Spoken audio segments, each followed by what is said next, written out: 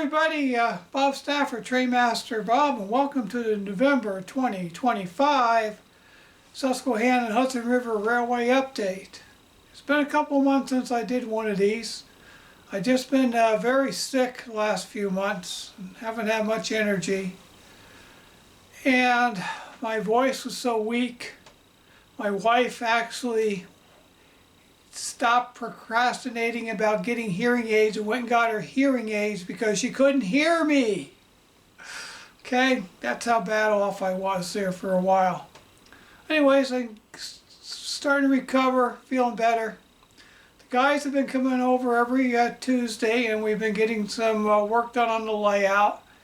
And I'll give you an update and show you what we've progressed with here over the last couple months. Take the camera off the tripod here and show you what we've done at Moosic. This is the east end of Moosic. We have our siding coming off the main line here. And we have our mine spur coming off the siding. Got a 2-track loadout yard here for the mine to drop down its loaded coal cars for pickup. And then the spur continues around the corner where there'll be a loadout for loading raw anthracite coal to transport to Wilkes-Barre to the Wilbur Breaker.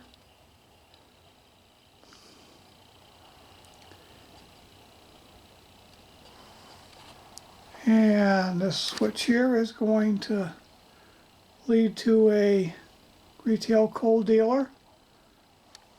The siding goes around the corner.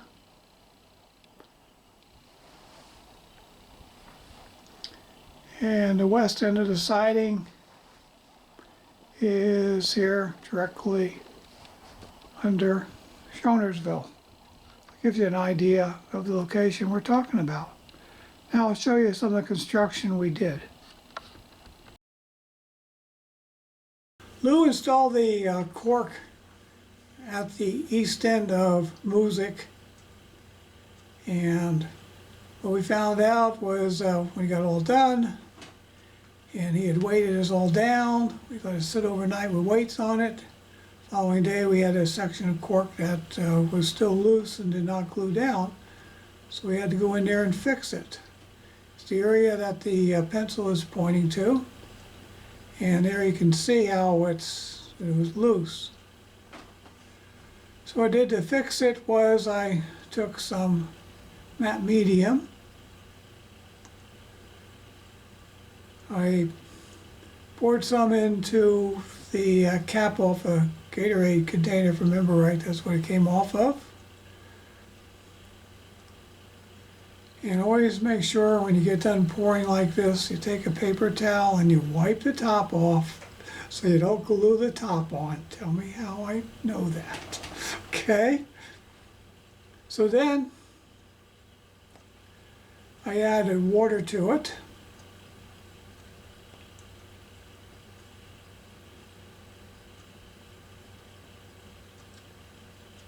So I got about a 50-50 mix of matte medium and water, and I stirred it up good with a popsicle stick. Next I took a medicine eyedropper and I used that to apply the diluted matte medium to the cork. I had to lift the cork up with my fingers. That's why I can't see what I'm doing here because my big fat hand's in the way. But I made sure I got the matte medium all under the cork. I pressed it down. Then I took these plastic chart pens and I used them to fasten the cork down securely. I didn't want to just put weights on it this time. So I pounded them each in with a hammer, make sure they were down tight.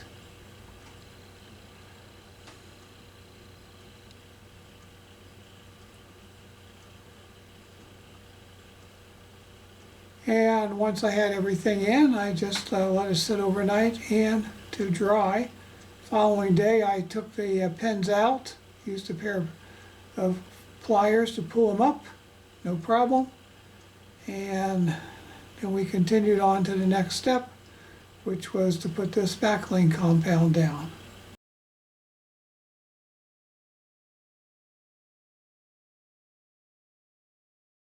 After the glue dried, the cork was sanded with a sanding block with coarse sandpaper.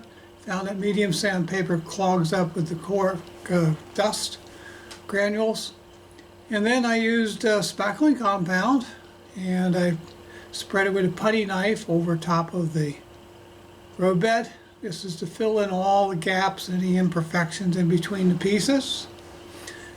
And then this was let to dry overnight. And the following day I sanded the cork down again with the sanding block with the coarse sandpaper. And we had a nice smooth cork surface on which to lay our track. One additional tip I can give you when using fast track switches and Atlas Code 83 flex track is that the flex track is about 20 thousandths of an inch higher than the fast track's PC ties. So what we're doing here is we're putting 20 thousandths of an inch styrene under the switches. We're gluing the styrene down first with Type-On Quick and Thick. And then we're putting the switches over top of the styrene, again using Quick and Thick. And the flex track is also fastened down with Quick and Thick. And this raises the switch to the right level, and you don't have a depression going from the flex track onto the switches, and helps to eliminate derailments. And the other thing we've done, which you can see here, is the gaps that were made with a Dremel tool on the fast track switches. We filled them in with 20 thousandths of an inch black styrene. What we found works best is to first put a drop of gap filling AC in, and we'll put some AC on the end of the plastic strip, and then insert that. That gives enough AC to make sure we've got a good bond all the way around the plastic, and let it dry. And we still got to come back in here and use the nippers and get the plastic down to the rail, and to use a sharp X-Acto knife blade, number 11 blade, and we'll trim the plastic to the shape of the rail, and we'll have a good insulated joint. And as we finish talking about Moosic, let's just go above Moosic, and this section of bare plywood up here is the future home of Fuglesville. Fuglesville is going to feature a brewery, well, one of those Walther's brewery kits to put together. It become the Schaefer Brewery, which was actually located in Fuglesville, Pennsylvania, on the Reddings, Fuglesville and Catawitza branch. The other thing I want to include here is the Scheibel's Bakery. Scheibel's was located in eastern Pennsylvania, and it was the local bakery that produced Sunbeam bread. Many of you might remember that. And it was rail served, got in box cars of flour originally, and then later on it became air slide covered hoppers of flour coming in. I want to have a bakery for that memory, and I want to have my Schaefer Brewery. I remember I lived in Bangor, Pennsylvania in the early and middle 70s, that you could buy Schaefer beer for 15 cents a glass. George Moyer was the agent at Nazareth, and I was the agent at Bangor, next station up the line, and we both belonged to the Blue Mountain JCs, and after our JC meetings we go to the pub in Rosetto, Pennsylvania, and till Ronnie closed the pub at 1 o'clock and threw us out. And we'd sit there all night drinking 15-cent glasses of Schaefer beer, just a memory. And the bakery, as the agent Bangor, I way billed out air slide covered hopper cars of flour from the ConAgra flour mill at Martins Creek, Pennsylvania to Scheibel's Bakery in Easton. And that was on the Erie-Lackawanna, Belfast Junction, Lehigh Valley route. So just some memories from way back when. So basically this area here will become Fuglesville. I'll work a few other small industries in here. The lead for Fuglesville will come off over here. And this gives us a bit of a lead here for an engine and a few cars, so you can switch Fuglesville and not foul the main track. And the other major project we've gotten done is starting to install the engine terminal. Joe cut the hole over there and installed the turntable pit, and he notched out the plywood for the base of the Atlas roundhouse that's going to go there, 3-stall roundhouse. We'll have a room for maybe 3 garden tracks next to it to put single engines on. And then over here, where normally be garden tracks, our story is when we dieselized, the garden tracks were removed from the turntable and a new diesel servicing facility was put in. There's 3 stub tracks over there, and I bought a Walther's diesel fueling kit, so that's eventually get built and that'll go in there. There's an old AHM Chama sand facility there. I'm going to rebuild that into the sand facility. I'll probably use it for an idea, and then I think most of it's going to get scratch built and redone. I like the Pennsylvania Railroad sand facility at Thorndale, Pennsylvania. I think I want to build one based roughly on that. So we got the engine terminal in, we got track in at Moosic. We've done a lot of work here on the east lead.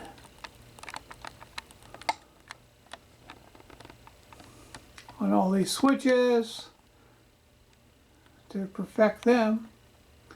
The other thing I'll show you here is on the caboose track. Probably wondering why I've got an old Civil War era passenger car sitting there. Well, bought that at a swap meet. Eventually that car will come off of its trucks. It'll be mounted up on ties, and it's going to become the caboose cleaner's shanty. And the final thing we've gotten done is Lou's been working over here in the shop room, and he's got the trackage installed for the anthracite coal breaker. This breaker will be 14 inches in length. Nick Muff is making me CAD drawings now, so we can plan on building a breaker to go here in the future. It's Walter's mine right now is just a stand-in so we can see where the breaker is going to be. The lead for the mine comes off number 5 track in the yard here, and Lou made fast track number 6 switches put in here. And then we've got 3 tracks going into the breaker. Eventually in this area in the front here where we ripped out the old foam that was there, we're going to replace that with wooden bench work in there, and we'll have a unloading track on this side for the raw coal that's coming in from Moosic, along with a load out for the narrow gauge mine railroad to unload coal to go up into the breaker. And while I'm here, here's an overall view of the layout in the workshop. This is on the opposite wall from the main layout room. This was bath yard on my old layout. My old layout was this 1-car garage. And I kept bath yard, and we ripped out the track at both ends of bath yard, and it's been repurposed now as Wilkes-Barre. Well, that is it for this summary of what we've gotten done the last couple of months here on the Susquehanna-Hudson River Railway, Marysville, Washington. If you found this video to be enjoyable, if you learned anything new from it, please give it a like and subscribe to the channel. So this is Bob saying thank you for watching, and remember, it's model railroading. We got the best hobby in the world, right people? We get to learn so many new and fascinating things. So until next time, so long, and get out there, build something and run some trains. Bye.